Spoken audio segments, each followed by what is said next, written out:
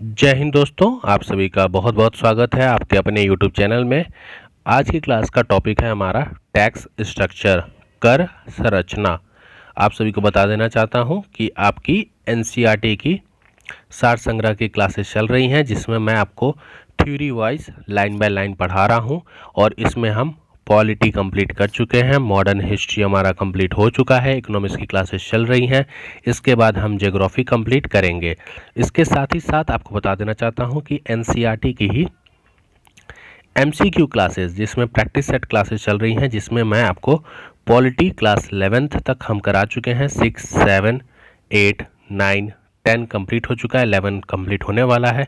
इसके बाद 12th करेंगे। जैसे ही कंप्लीट हो जाएगा फिर मैं आ जाऊंगा आपका मॉडर्न हिस्ट्री की क्लासेस पे, फिर ज्योग्राफी और ऐसे ही कर इकोनॉमिक्स और कंप्लीट करेंगे। ठीक है, चलिए क्लास को स्टार्ट करते हैं। नागरिकों को विभिन्न प्रकार की सेवाएं एवं सुविधाएं प्रदान करने के बदले सरकार द्वारा नागरिकों को जो शुल्क लिया जाता है उसे हम कर कहते हैं। अगर आपसे कोई पूछे कि कर या टैक्स किसे कहते हैं, तो जब सरकार नागरिकों को किसी विभिन्न प्रकार की सेवाएं और सुविधाएं प्रदान करने के बदले प्रदान करती है आपको, जैसे आप कोई भी सामान खरीदते हैं, फैसिलिटीज सर्विसेज प्रोवाइड करते हैं, तो उस पर आप टैक्स पे करते हैं। तो वो उसके बदले जब नागरिकों से शुल्क वसूलती है सरकार, उसी को हम क्या कहते हैं? टैक्स कहते हैं। क्लियर? चलिए, अगला है, भारत में आयकर सर्वप्रथम कब लगाया गया था? तो भारत में आयकर सबसे पहली बार 24 जुलाई 1860 में लगाया गया था। तो भारत में सबसे पहली बार आयकर आपका 24 जुलाई 1860 में लगाया गया था। इसीलिए भारत में प्रत्येक वर्ष 24 जुलाई को आयकर दिवस मनाया जाता है। तो इनकम टैक्स डे याद रखिएगा 24 जुलाई को। क्यों? क्योंकि 24 जुलाई को ही पहली बार भारत में आयकर लगाया गया था। सरकार की आय से तीन सबसे बड़े स्रोत, सरकार के आय के तीन सबसे बड़े स्रोत कौन से हैं? पहला वस्तु एवं सेवा कर, दूसरा निगम कर, तीसरा आयकर। ये परसेंटेज आपके चेंज होते हैं, तो ये हर साल अलग अलग होंगे। तो इस साल जो फाइनेंशियल बजट आपका आया था, तो उसके हिसाब से आप अप टू डेट रहिएगा, क्योंकि ये चेंज होते रहता है। सरकारी व्यय को नियंत्रित करने वाला मंत्रालय कौन सा होता है? तो जो सरकार की व्यय होती है उसको नियंत्रित करने वाला मंत्रालय हमारा होता है वित्त मंत्रालय। कौन सा? वित्त मंत्रालय। कृषि आयकर, कृषि आयकर सबसे पहले कहाँ और कब लगाया गया था? तो कृषि आयकर सबसे पहले बिहार राज्य में लगाया गया था वर्ष 1938 में। ठीक है, कृषि आयकर सबसे पहले बिहार में वर्ष 1938 में। शराब पर उत्पाद कर, एक्साइज ड्यूटी किसके द्वारा लगाया जाता है?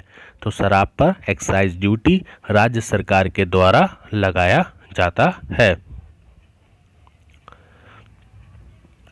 संशोधित मूल्य वर्धित कर, revised value added tax, revised value added tax का संबंध किससे है?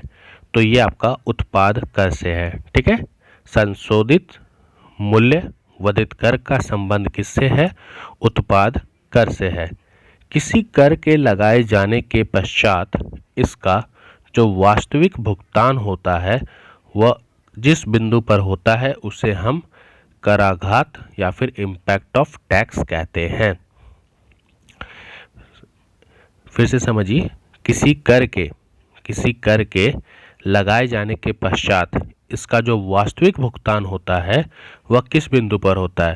तो जिस बिंदु पर होता है उसे हम कराघात इम्पैक्ट ऑफ टैक्स कहते हैं।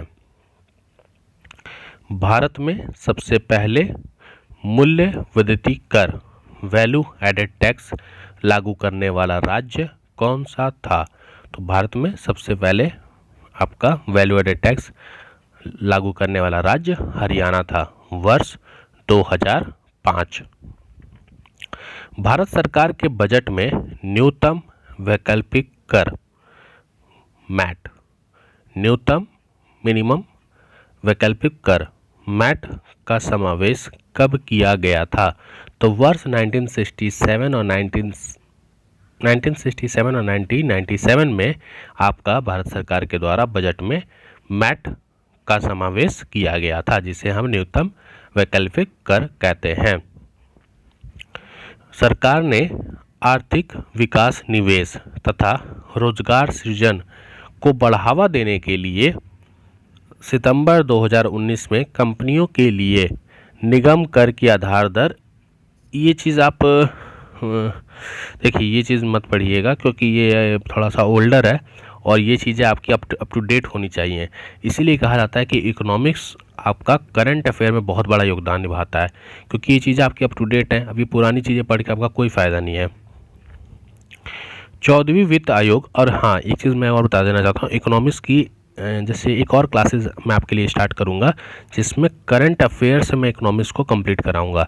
मतलब आपका इकोनॉमिक्स 2024 और 25 में जितने भी करंट के क्वेश्चन हैं वो करेंगे हम, क्योंकि वो ज़्यादा इम्पोर्टेंट है।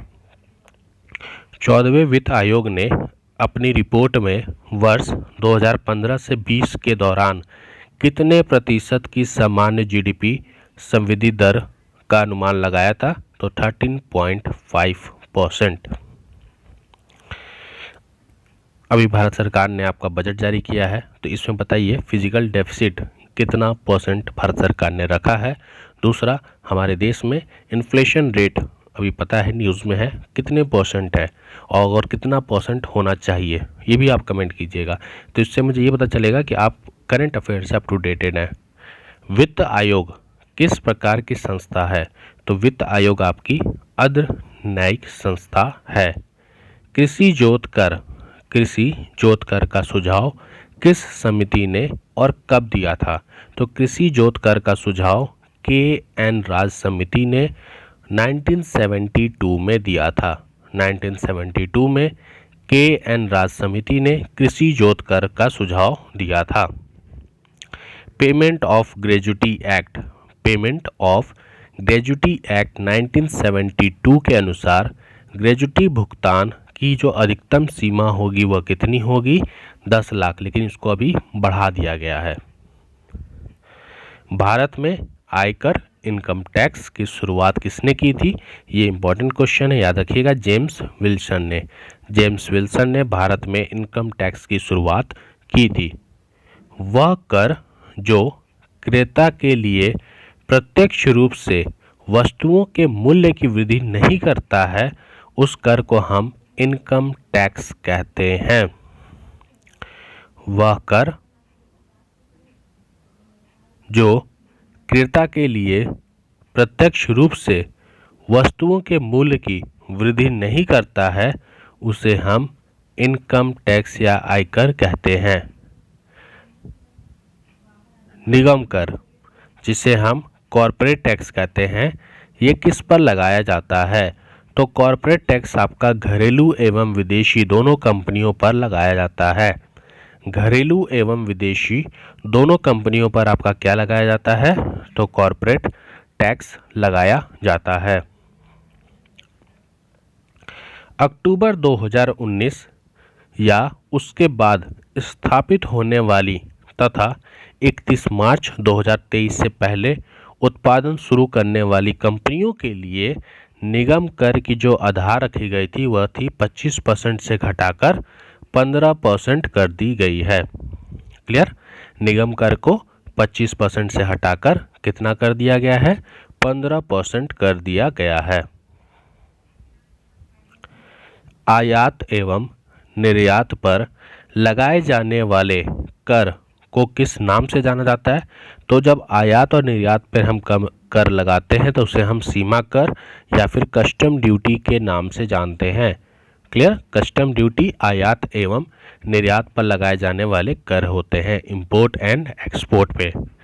आयकर अधिनियम की धारा 88 के अंतर्गत कर छूटों को समाप्त करने की अनुशंसा किस समिति ने की थी? तो आयकर जो अधिनियम है उसके अंदर धारा 88 के तहत कर छूटों को समाप्त करने की अनुशंसा किस समिति ने की थी? तो ये समिति थी आपकी केलकर समिति। केल कर समिति ने जो छूट मिल रहा है उसको समाप्त करने की अनुशंसा की थी। भारतीय राष्ट्रीय राजमार्ग प्राधिकरण, जिसे हम NHAI कहते हैं, national highway authority of India के वित्त का प्रमुख स्रोत क्या है? तो उपकर शेष। ठीक है, NHAI का जो वित्त का प्रमुख स्रोत क्या है? तो उपकर है। जैसे आप टोल टैक्स देते हैं ना। किसी विशेष उद्देश्य की पूर्ति के लिए कर आधार पर लगाया गया अन्य कर शेष कहलाता है। किसी विशेष उद्देश्य की पूर्ति के लिए कर आधार पर जो टैक्स लगाया जाता है उसे हम उपकर शेष कहते हैं, और यही शेष से NHAI कमाती है। सेवा कर, बिक्री कर, उत्पाद शुल्क तथा सीमा शुल्क किस श्रेणी के कर के अंतर्गत आते हैं? तो ये सब आपके अप्रत्यक्ष कर होते हैं। ठीक है, इनडायरेक्ट टैक्सेस। नवंबर 2017 को 15वें वित्त आयोग का अध्यक्ष किसे नियुक्त किया गया था? तो ये अभी लेटेस्ट देखिएगा, ये आपका कोई फायदा नहीं है अभी पुराना पढ़ने का। व्यक्तिगत रूप से समाज के लिए हानिकारक वस्तुओं एवं सेवाओं पर लगाए जाने वाला जो कर होता है उसे हम सीन टैक्स कहते हैं।